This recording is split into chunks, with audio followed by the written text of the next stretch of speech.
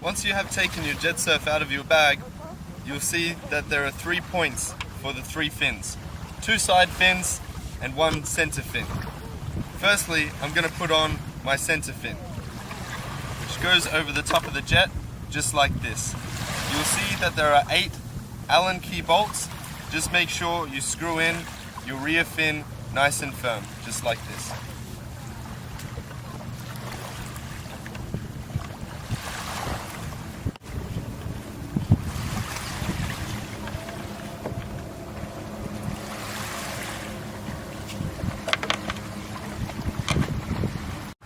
Once you have mounted your middle fin, the next thing you need to do is put on the 2 side fins.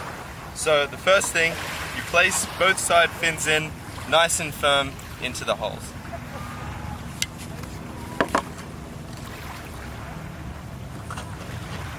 The next thing you want to do is you want to put the 2 screws into each side fin, which mount from the top of the board. This ensures that both side fins are in nice and secure. Screw in the hole like so.